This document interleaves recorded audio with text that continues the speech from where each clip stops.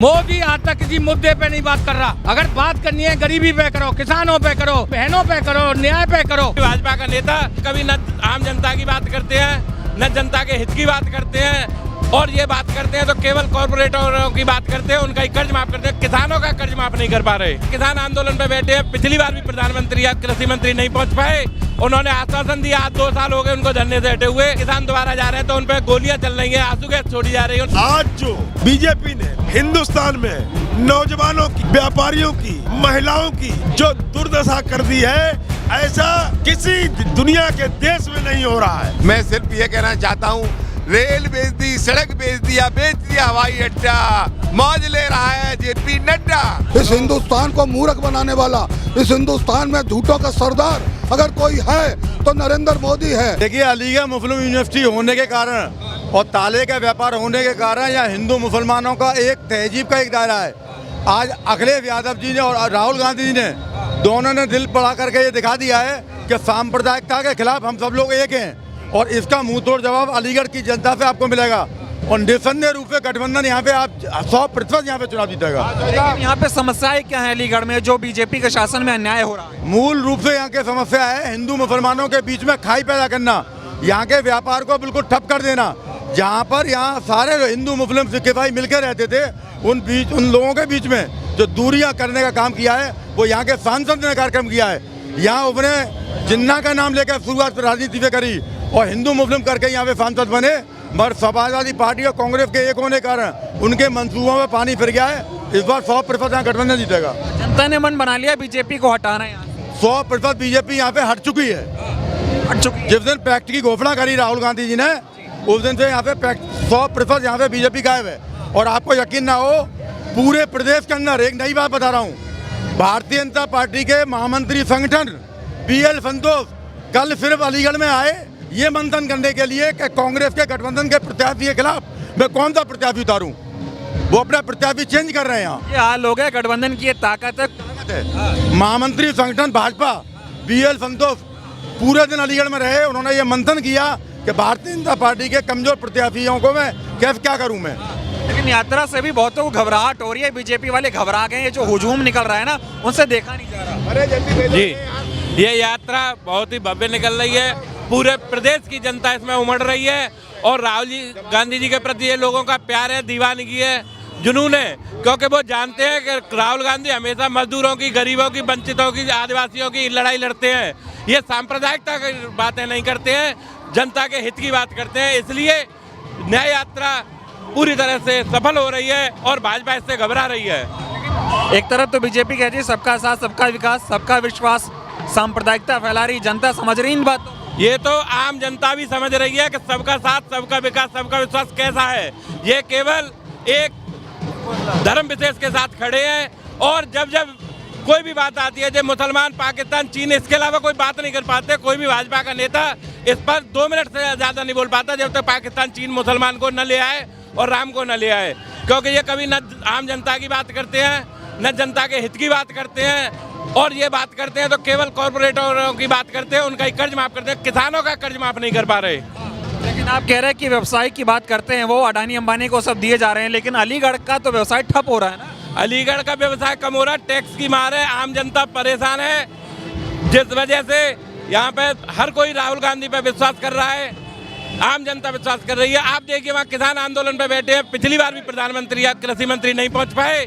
उन्होंने आश्वासन दिया, आज 2 साल हो गए उनको धरने से हटे हुए, आज भी नहीं पहुंच पाए। आज किसान दोबारा जा रहे हैं तो उन पर गोलियां चल रही हैं, आंसू गैस छोड़ी जा रही है, उन्हें मारने की साजिश। तानाशाही कर रहे हैं। ऐसा लग रहा है किसान अपने देश का नहीं है, युवा अपने देश का नहीं है, महिला अपने देश की नहीं है, बच्चे अपने देश के नहीं है, हर वर्ग के साथ अन्याय कर रहे हैं। ये जो व्यक्ति अपने देश के आदमी से, अपने देश की जनता से मिलने से डरता है, आप समझो वो तानाशाह है।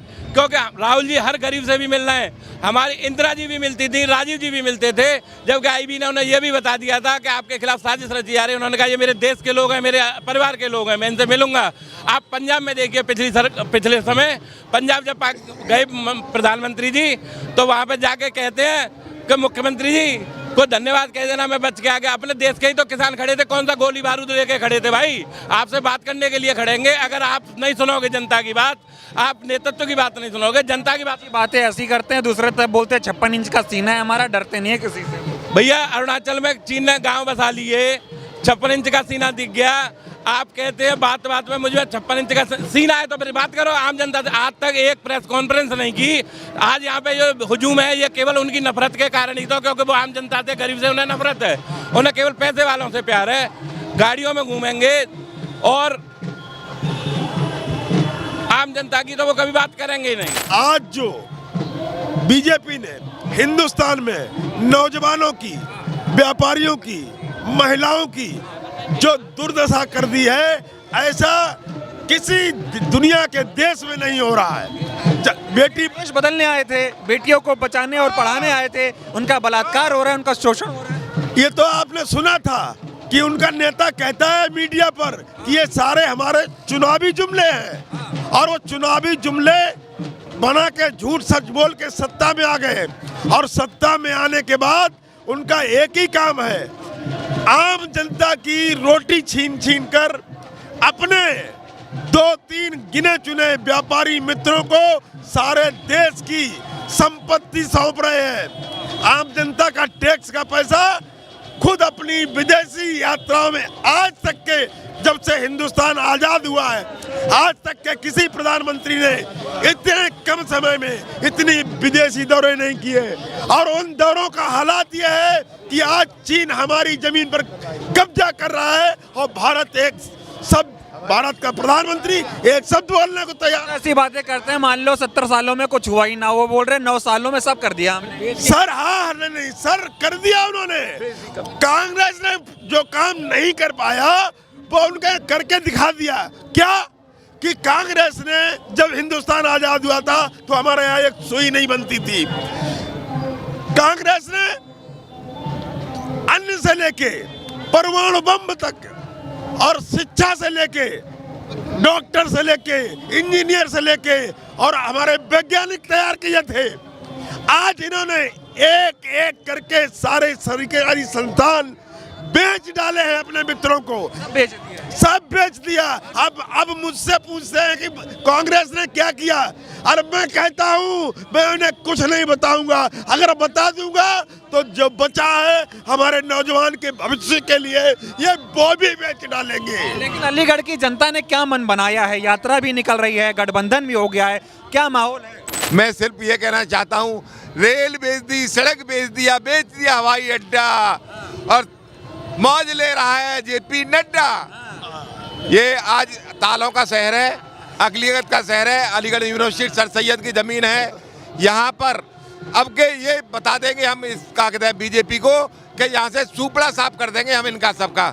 और जिस झोला तैयार कर दिया आपने, बस उनको भेजने की बारी बस। और मोदी डरता है, राहुल गांधी से डरता है, और किसी से नहीं डरता है वो आज की तारीख। जानना चाहता हूं कि जो बीजेपी ने वादे किए थे, अगर उत्तर प्रदेश की बात करें, महिला सुरक्षा की बात की थी, बोले थे माफिया राज खत्म हो जाएगा, लेकिन एक अलग ही नया माफिया राज शुरू हो रहा है जो बुलडोजर के माध्यम से चल रहा है, उस पर क्या कहें? कि जिस तरह से महिलाओं के प्रति बलात्कार हो रहा है, भेदभाव करके बस्तियों को जाड़ा जा रहा है, तमाम ये सारी चीज़ें करी जाती हैं। बुलडोजर सिर्फ उनके घर के लिए है, बाकी और विशेष रूप से बुलडोजर मुसलमानों के घर पे चल रहा है, जिसकी हम निंदा करते हैं। मोदी का अंत निकट है, झूठों का अंत तो होना स्वाभाविक है। इस हिंदुस्तान को मूर्ख बनाने वाला, इस हिंदुस्तान में झूठों का सरदार अगर कोई है तो नरेंद्र मोदी है।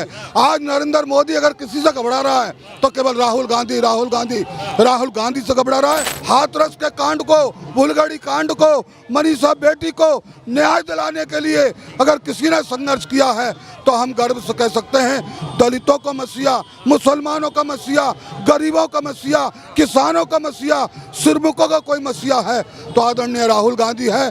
और आज राहुल गांधी जी का स्वागत करने के लिए हजारों नहीं, आप देखेंगे हाथरस तक लाखों की संख्या में लोग उनका स्वागत करेंगे। हम लोगों ने पूरा अलीगढ़ पाट दिया है, पूरी कांग्रेस एक है, राहुल गांधी और प्रियंका गांधी। आज हम गर्व से कह सकते हैं कि ये जो सरजमी है, ये सर सैयद साहब की सरजमी है। ये सरजमी ये गंगा जुमनी की तहजीब की सरजमी है। और यहाँ का पढ़ा लिखा तबका हो, चाहे श्रमिक व्यक्ति हो या कर्मचारी हो, इन लोगों को अब किस सर्वनाश कर देगा। पाप का गड़ा भर गया है, अब ये पाप का गड़ा फूटेगा 2024 में। सर ये बताइए, राहुल जी आज आ रहे हैं यात्रा में, कैसा माहौल देख रहे हैं, कितनी ऊर्जा है लोगों में, और अलीगढ़ में अन्याय क्या हो रहा है? आप बताइए, जो ये जनमानस सामने नज़र आ रहा है, आपको खुद लग रहा होगा कितना उत्साहित है। ये उत्साह कार्यकर्ताओं के अंदर राहुल जी की इस यात्रा के प्रति है, जो यात्रा उन्होंने न्याय के लिए निकाली है। जिस तरह से मणिपुर पे अन्याय से शुरू किया उन्होंने, आज उत्तर प्रदेश में क्या नहीं है, बेरोजगार सड़क पे घूम रहा है। प्रदेश पुलिस की परीक्षा हुई है, परीक्षा निरस्त कर दी गई। 60,000 भर्ती के लिए 40 लाख लोगों ने परीक्षा दी है, 28 लाख लोगों ने उत्तर प्रदेश से परीक्षा दी है।